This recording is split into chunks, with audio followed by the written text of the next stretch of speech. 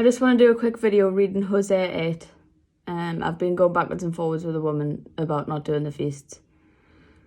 And they do exactly what this chapter says. They count what God has wrote in his law as a strange thing. Even in quite a dramatic way, she actually said, as if you're teaching that doing God's feasts is going to lead people into tribulation. Well, that's exactly what it says. And they want to say, oh, you're taking Hosea 8 out of context. I'm going to read Hosea 8. It's the exact context. If you can't see it, it's because you don't have the spirit of truth. You're devoid of wisdom. I'm not taking anything out of context. This is exactly what it says. And he says, I've wrote to you these great things in my law, but you count it as a strange thing because you want to do the feasts. You want to do it your own way. And, right, well, let's just read it. And if you're telling people that they can do the feasts if they're in America, and even this woman, I believe, is in Jerusalem. If you're going to be telling the American people that they can do the feasts, and you think, oh, you've got the calendar, you don't know what you're talking about. Read Jubilee 6. You don't know what you're doing. You don't know the day. God has taken them away. It's throughout prophecy. So we'll just read all of it, and then it's near the bottom, but I'm just going to read all of it. So Hosea 8, set the trumpet to thy mouth. He shall come as an eagle against the house of the Lord, because they have transgressed my covenant and transgressed against my law. Instruction.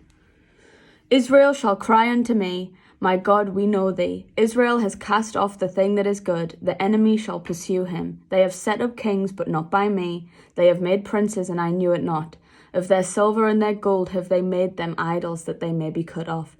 Thy calf, O Samaria, has cast thee off. My anger is kindled against them. How long will it be they attain to innocency? For from Israel was it also, the workman made it. Therefore it is not God, but the calf of Samaria shall be broken into pieces. Samaria, northern kingdom. The sin of Samaria is the calf. It's a graven image. It's an idol. It's the same thing that the northern kingdom's doing now, Christmas and Easter. And that's what this is all about. That's the point. For they have sown the wind, and they shall reap the whirlwind. The whirlwind judgment is the 144,000 coming to judge those that disobey God. It hath no stalk, the bud shall yield no meal. If so be it yield, the strangers shall swallow it up. Israel is swallowed up, now shall they be among the Gentiles, as a vessel wherein is no pleasure. That happened now. Israel is among the Gentiles. They were booted out of the land, and they were scattered amongst the Gentiles. The northern kingdom rise up out of the Gentiles. For they are gone up to Assyria, a wild ass alone by himself. Ephraim has hired lovers. What are the lovers? Read Ezekiel 23. They're lovers. They're lovers, so who they fornicate with. They commit adultery with. They commit adultery against God. Adultery is shown in Ezekiel 23 that it is idolatry. It's talking about idols.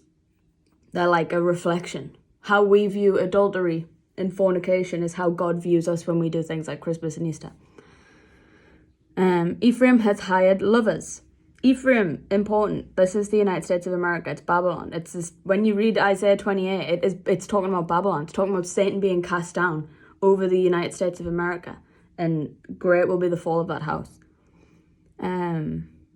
Yea, though they have hired among the nations, now will I gather them. Then they're going to be gathered. The woman's going to go into the wilderness. So when Satan's cast down and the sixth seal opens, God's going to gather the remnant of his people in America, and he's going to nourish them for a time in the wilderness. And that's where the second Exodus begins. And then they'll make their way to the land. So that's the gathering. And even the 144,000 are going to do this. They're going to gather. The 144,000 are the very elect. And they're going to gather his elect, Israel. And they're going to gather, and it'll begin in America, because this is where it all goes down. They'll be gathered in America, and then the Exodus will make its way to the land. Yea, though they have hired among the nations, now I will gather them, and they shall sorrow a little for the burden of the king of princes. Because Ephraim has made many altars to sin, many altars to sin. This is talking about Christmas and Easter. It's talking about them hiring lovers while they're scattered into the Gentiles. They take from the Gentiles and take their traditions, and they have graven images like Christmas trees. That's what this is talking about. Ephraim has made many altars to sin. Who has spread Christmas the most to the four corners of the earth? Who has plastered it throughout Hollywood? It's America. Because America has done Christmas and Easter for so long, altars shall be unto him to sin.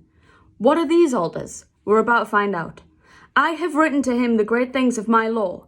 He has wrote to you in his instruction the conditions for doing his feasts. But they were counted as a strange thing. Are you telling us not to do God's feast? Are you telling us that doing the feast is going to lead us into tribulation? Yes, because you woke up halfway to the truth and your heart was still covetous, so you coveted after his feast instead of going the whole way and going to find his people. Because you don't care about other people's salvation, you're going to get stuck doing his feasts incorrectly, unworthily, and you're not going to go any further. And you're going to be in for a shock. Because you think you're made in the shade, you think that you're God's chosen people because you've woke up to some kind of milk of obedience, but really you've actually just completely switched off to what he said. Like you hear a little bit and then you stop off where you're comfortable. And it's like, it's just greater. Your punishment will be greater. I have written to him the great things of my law. It's Deuteronomy 12 and 16. When you're in the land, when you're in the land, when you're in the land. And then if you love God, you'll receive the spirit of prophecy. So you'll be able to see in prophecy that God took it away as a punishment. He took these feasts away. He's going to restore the calendar in the restoration of all things because the calendar's going to be lost. Go to Jubilees 6. Has Isaiah 66 took place yet? No, it hasn't. We're not in the restoration. We're in the refreshing. We're not there yet. Just be patient. Wait on the Lord. If you're patient now, then you'll feast. If you feast now, you're not going to be feasting at all. Oh, it's so annoying because you're scattering the flock. This happened to me and my husband. This happened to all the brothers and sisters that I know. They all tried to do the feasts. And it was a stumbling block to them and a reproach. And now seeing these people just stay comfortable, not listening to God's instruction, but pretending like you are and leading other people astray with you. Just shame on you. Right, so this is where we find out that because Ephraim has made many altars to sin, Christmas and Easter, altars shall be unto him to sin. What are these altars? They sacrifice flesh for the sacrifices of mine offerings. This is God talking. You sacrifice flesh to do his feast days and eat it. But the Lord accepts them not. Why wouldn't he accept them? For all of the reasons I've just said, and I've said in my feast video, you foolish woman. If you actually cared about finding his people and you weren't covetous and just selfish, you would be able to hear this. But the Lord accepts them not. Now will he remember their iniquity and visit their sins. They shall return to Egypt. They're going back into bondage. They're going back into Great Tribulation for trying to do his feast unworthily because they won't keep listening. They'll hear about Christmas and Easter, but then they want to replace Christmas and Easter with God's feasts. So that it's like, oh, well, we've still got some feast days. We still get to feast. We've got more feast days now. We still get to do this and that. It's just covetousness. If you can't hear the great things in his law, his instruction, you're going into Great Tribulation. Or it's just...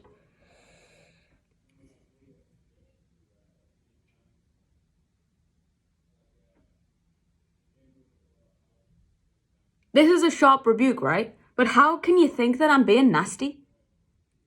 I don't want you to go into tribulation. I don't want you to lead other people there. I don't want you to be telling American people that they can do the feast because they're going to go into Egypt. I don't want you to go into tribulation and I don't want them to go into tribulation. How is it that you think that I'm being nasty? I'm being anything but nasty. It's a sharp rebuke because we're told to sharply rebuke the fables, sharply rebuke the lies. Calling someone stupid, if they're actually being stupid because they're doing the most stupidest thing that's going to lead them into tribulation, that's just... The Bible calls you worse than that.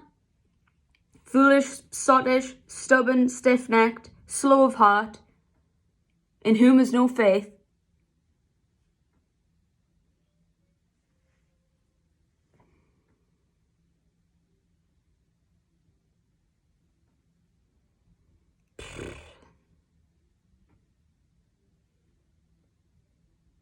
think that's everything. I only really wanted to do Hosea 8 for that reason.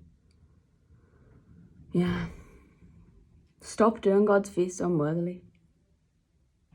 Listen the whole way. Go to Deuteronomy 12 and 16. Go and read Jubilees 6. Go and watch my other feast video, actually. Because if you actually really care, because this woman was asking us to give her the same scriptures over and over again. Oh, scripture and chapter and verse.